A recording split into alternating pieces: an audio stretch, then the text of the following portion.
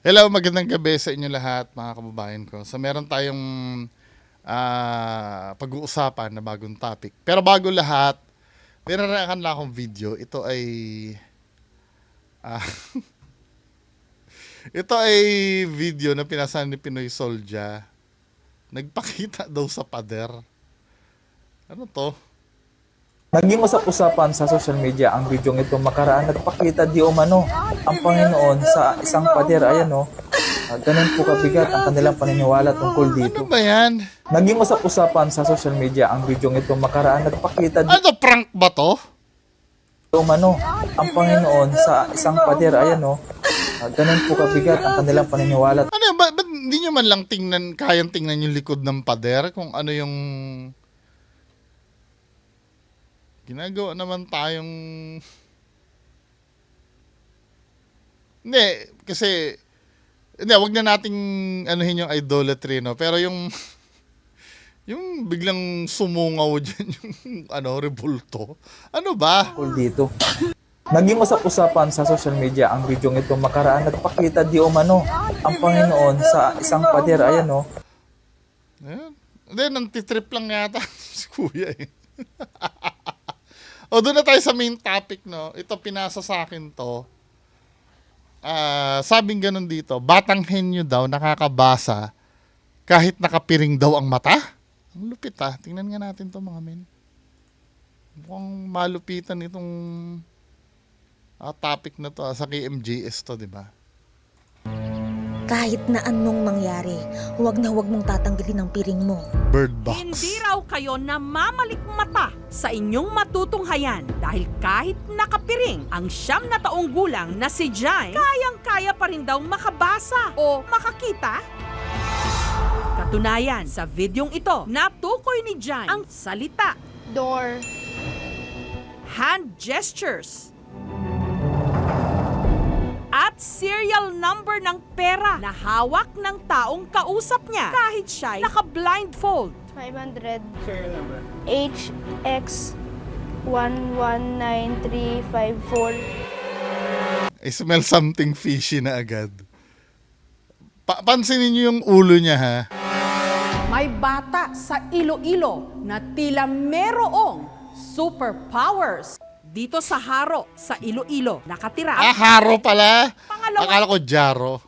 siya sa 3 magkakapatid. Kwento ng kanyang mga magulang na sina Christopher at Maricel. Mahiyain daw talaga ang grade 4 student nilang anak na si Jaime. Kaya para raw mas tumaas ang kumpiyansa sa sarili, nitong Nobyembre, in-enroll nila ito kasama ang kanyang kuya Zypher sa isang tinatawag na Brain Activation Workshop. Sa pamamagitan nito, mas ginagawa raw aktibo ang midbrain ng tao na siyang responsable sa ating ultrasensory ability. Ang bayad sa workshop, 23,000 pesos Wow! isang estudyante. Na-amaze talaga ako doon. Sa nakita ko doon, paano niya nalaman na alam niya yung tao, alam niya yung smell, kukulukan, nakakatakot. 4 Ini-scam sila ng 23,000. hanggang 6 na oras kada session. Pero si Zypher, magpahanggang ngayon, hirap pa rin daw matuto. Samantalang si Jaime, unang So ito yung kapatid niya. Ito yung kapatid niya. pa rin daw matuto. Samantalang si Jaime, Dito pa nga lang parang nadidebunk ko na eh. unang session pa lang, na-activate na raw agad ang kanyang ultrasensory ability. Sabi ko, ulitin mo nga, tapos inamoy ka rin. Baka merong amoy talaga na tinatandaan niya lang. At para patunayang wala itong daya, sinampulan pa ng mag-ama ang aming Wait lang ha. sigurong Sige. walang maaaninag si Jaime. 2 beses pa siyang piniringan. Binaghalo-halo ang mga dala nilang laminated flashcards na may nakaprint na iba't ibang kulay, salita, numero at litrato. At saka random na kumuha ng cards para pahulaan kay Jaime. US, igiri. Happy? Sinubukan din ang mga Parang inuulol tayo nito teacher ni Jaime na sila mismo ang magpahula sa kanya. Una nilang inabutan ito ng storybook para ipabasa ang titulo nito. Position pa lang ng ulo niya. Halata mo ng ng uulol eh. Get to right. Sabi niya gano'n, no? Hindi, sabihin ko na ang theory ko, no? Nasisilip niya dito sa babae. Kaya pansinin mo, the way siyang 2 minutes and 39 seconds pansinin niyo every time na ginaganyan niya yung mata niya. Tingnan mo ha. Nayan, sa videong ito, natukoy ni Jaime ang salita, Door.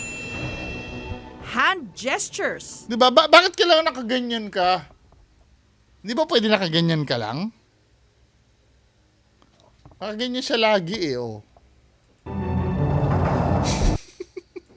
at serial Inuulol yung mga nanonood. hawak ng taong kausap niya kahit siya'y naka-blindfold. 500 HX 119354. Pwede kasing ang gawin nyo, ano nyo lang, hawakan nyo lang, huwag yung papahawak sa kanya. Siyempre, ilalagay niya yun doon sa range kung saan siya nakakabasa. Hindi, kayo, wait lang. Naniniwala kayo doon sa kabullshitan na yun? O, skip na natin doon sa kanina. Nakaprint na iba't ibang kulay, salita, numero, at litrato. Sabi ganun. At saka random na kumuha Tignan mo ha. para pahulaan. Tawag, gumagano siya. US, igiri. Oh, Happy. wala Sinubukan din gumaganon siya Jaime na sila mismo ang una nilang inabutan ito ng storybook Sabi, para ipabasa ang titulo Bullshit. nito. hindi, tingnan natin baka malay mo, Inabutan din siya ng 1,000 yung niya lang, yung forma pa lang ng ulo niya, weirdo na Tsaka bakit kailangang iabot sa'yo? Hindi ba pwede yung, mo yan? Basahin mo ng hindi mo hinahawakan? peso bill para pahulaan ang serial number. 1,000 pesos. NV 301281. Pinagaya rin ng isang guro ang kanyang hand gesture habang naka-blindfold ang bata.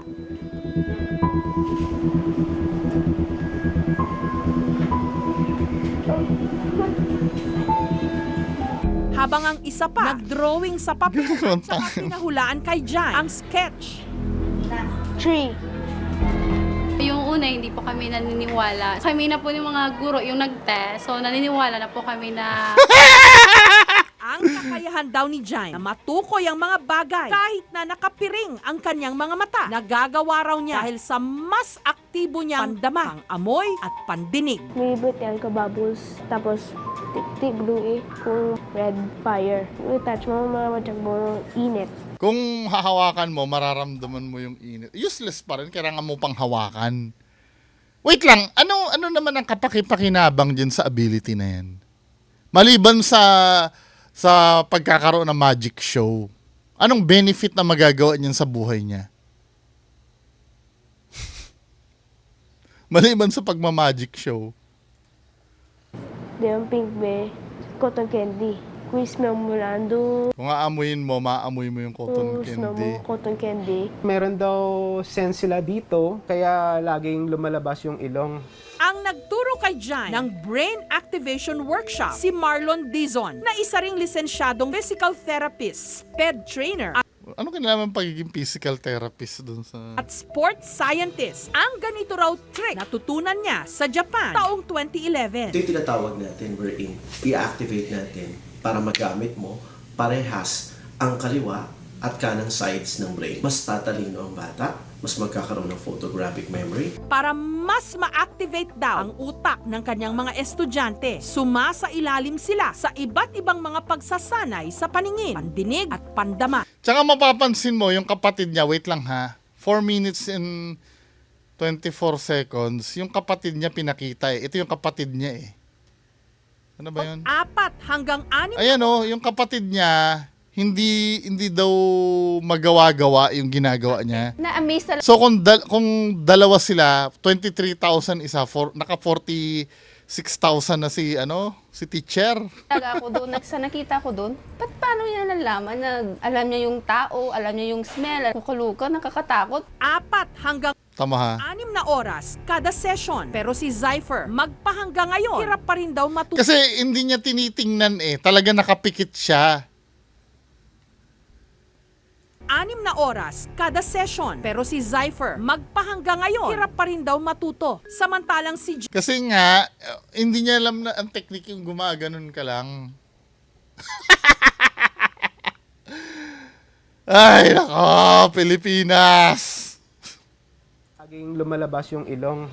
ang nagturo kay Jan ng Brain Activation Workshop, si Marlon Dizon, na isa ring lisensyadong physical therapist, sped trainer at sports scientist. Ang ganito raw trick natutunan niya sa Japan taong 2011. Ito yung tinatawag natin wherein i-activate natin para magamit mo parehas ang kaliwa at kanang sides ng brain. Mas tatalino ang bata, mas magkakaroon ng photographic memory. Para mas ma-activate daw ang utak ng kanyang mga estudyante, sumasailalim sila sa iba't ibang mga pagsasanay sa paningin, pandinig at pandama.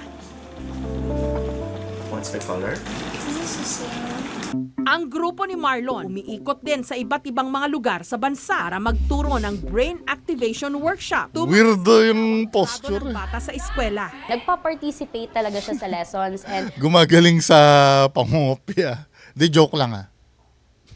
pag alam niya talagang sagot, eager talaga siya na, mama. Sa India, may mga batang nagsanay na rin daw sa Brain Activation Workshop. Yan!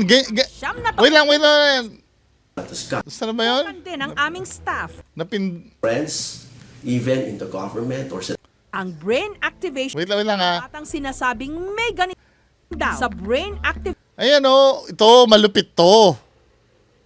Diba talagang covered yung mata. Workshop. Pero sa investigasyon daw ng isang doktor doon, nalaman na ang ilan sa mga batang sinasabing may ganitong kakayahan, umaming sila nagsinungaling.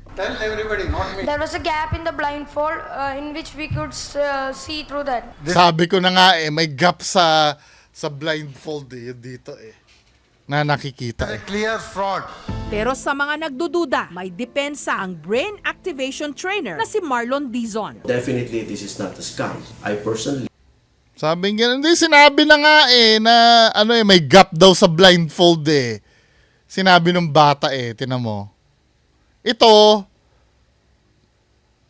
dito rin pala may gap din. Bilib na bilib pa naman sana ako dito. Workshop. Pero sa investigasyon daw ng isang doktor doon, nalaman na ang ilan sa mga batang sinasabing may ganitong kakayahan, umaming sila nagsinungaling. Tell everybody, not me. There was a gap in the blindfold in which we could see through that. This is a clear fraud.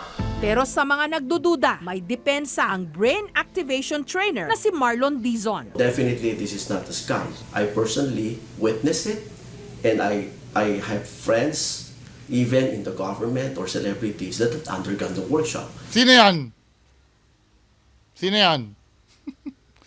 And they Ba't di mo ma-mention? believe that this is very helpful to their brain. Sinubukan din ng aming staff ang blindfold para masigurong wala talagang maaaninag dito. Wala.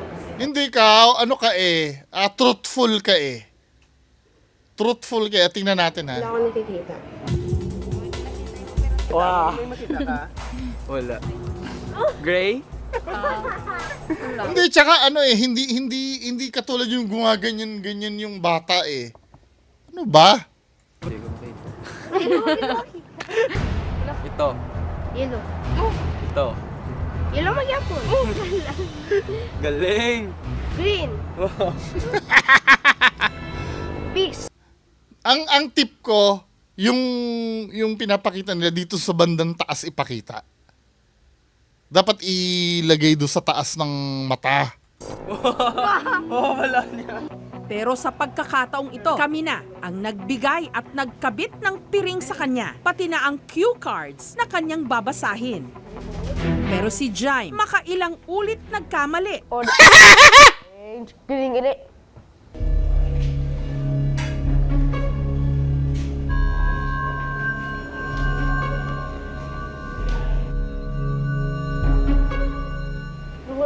Dog. No?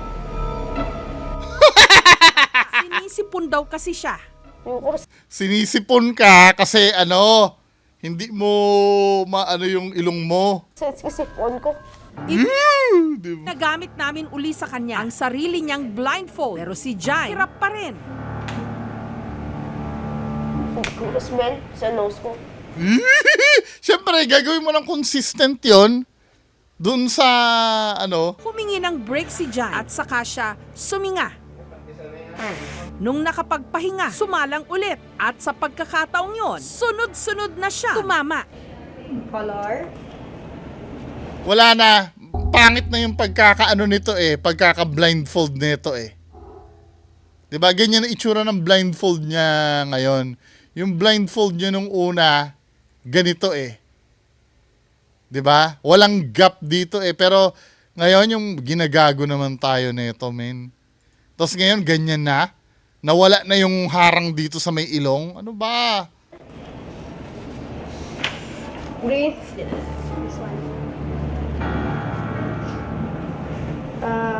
Pop. Sa may bandang taas ng mata niya ilagay, nilalagay sa ilalim Rabbit. Correct. Oh, Jessica Soho. Guapa. Pero nung ilagay namin sa kanyang likod, muli siyang nahirapan. Blue. No. Yellow. No. Hindi ka lamig. Green. Correct. Yellow. Correct. Blue. Siguro Wala. sa stress at saka yung congested ang Hindi! Ano yun? Talagang, may mga cut na pati habang nahuhulaan na dahil sa stress. So, useless pala yan pag na-stress. wala siyang masense. Para humingi ng opinyon tungkol sa kakayahan daw ni Jaime, sinamahan namin sila sa isang ophthalmologist. Dapat ako yung gagawa nung nung control niya yung talagang naka-plug yung mata.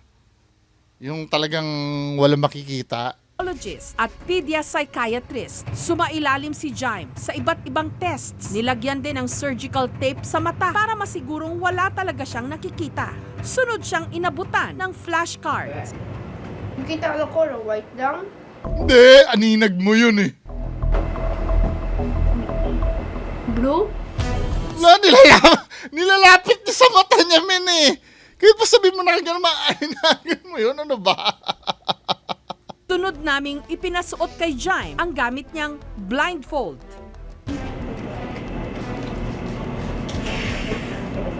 Green. We tried taping the eyelids earlier, but unfortunately, probably he was uncomfortable with it. But when we removed the tape on the eyelids, he was able to identify everything.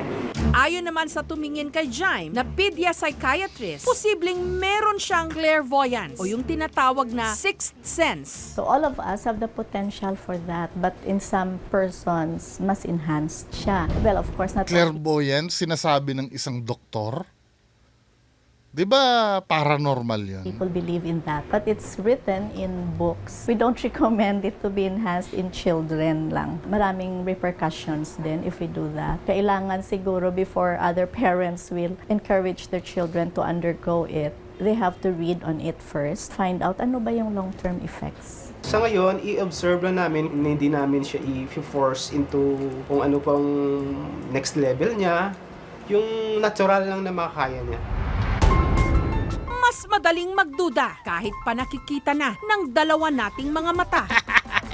Pero minsan, baka kailangang imulat maging ang ating isipan sa posibilidad na baka nga marami pa tayong mga kakayahan na hindi pa natin nakikita at hindi pa rin lubos na naiintindihan. Like, kaya convinced doon sa ginagawa na yon. Sumasablay Pagka halimbawa nilagay dito sa gilid.